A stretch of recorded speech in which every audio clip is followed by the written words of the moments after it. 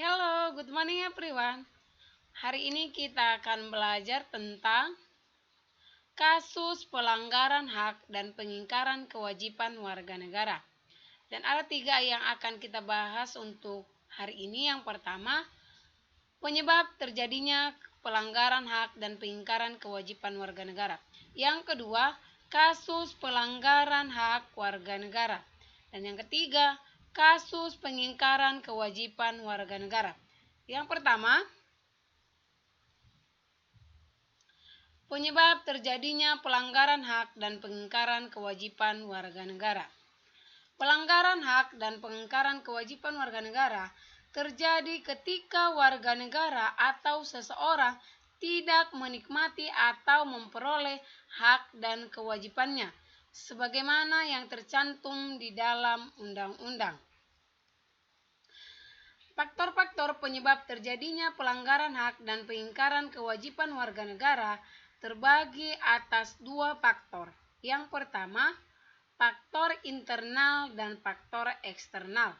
Faktor internal itu ialah faktor yang berasal dari dalam diri seseorang atau dorongan dari dalam diri seseorang untuk melakukan suatu pelanggaran maupun pengingkaran. Yang kedua, faktor eksternal. Faktor eksternal adalah faktor yang berasal dari luar diri manusia atau bisa saja disebut dengan faktor dari lingkungan atau lingkungan sekitar. Beberapa faktor penyebab terjadinya pelanggaran hak dan pengingkaran kewajiban warga negara. Yang pertama, sikap egois. Sikap egois di sini maksudnya sikap yang mementingkan diri sendiri, yang menyebabkan seseorang selalu menuntut haknya sementara kewajibannya tidak diberikan atau sering diabaikan. Yang kedua, rendahnya kesadaran berbangsa dan bernegara. Hal ini menyebabkan pelaku pelanggaran berbuat seenaknya atau berbuat semena-mena. Yang ketiga, sikap kurang toleran atau sikap tidak toleran. Sikap ini akan mengakibatkan munculnya saling tidak menghargai atau saling menghormati atas kedudukan atau keberadaan seseorang di masyarakat. Yang keempat, penyalahgunaan kekuasaan. Penyalahgunaan kekuasaan sering terjadi di dalam masyarakat. Terdapat banyak kekuasaan yang berlaku. Kekuasaan di sini tidak hanya menunjuk pada kekuasaan pemerintah, tetapi juga menunjuk ke bentuk-bentuk kekuasaan lain yang terdapat di dalam masyarakat. Yang kelima, ketidaktegasan dari aparat hukum. Di Indonesia kurangnya ketidaktegasan aparat hukum. Bisa saja di sini main hakim sendiri sering terjadi di Indonesia. Dan yang keenam, penyalahgunaan teknologi. Kemajuan teknologi di sini dapat memberikan pengaruh yang negatif maupun pengaruh yang positif.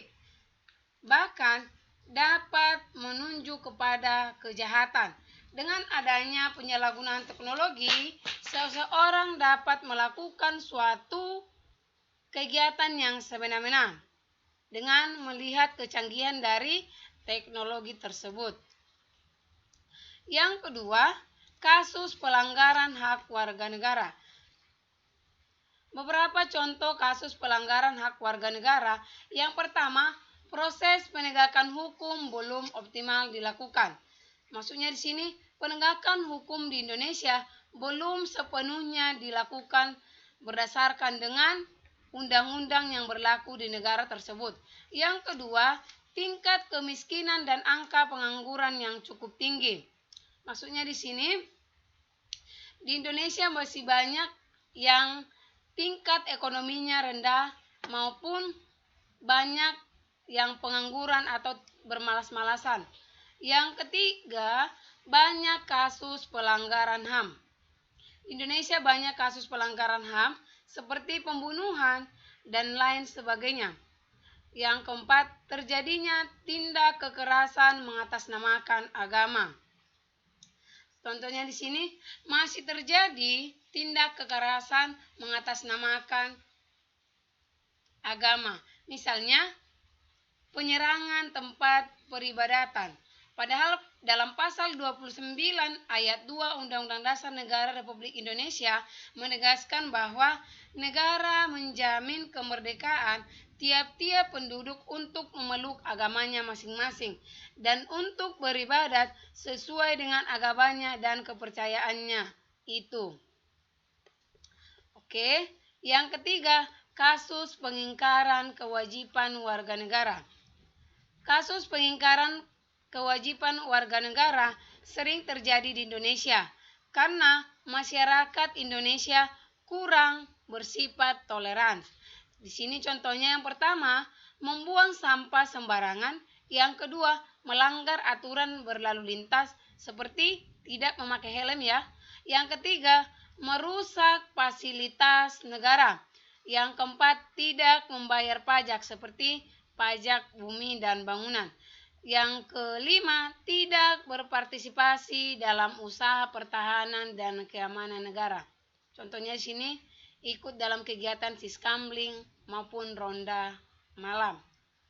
Oke, di sini ada tugas dari nomor 1 hingga nomor 4. Jadi, coba dikerjakan secara sistematis dan rapi.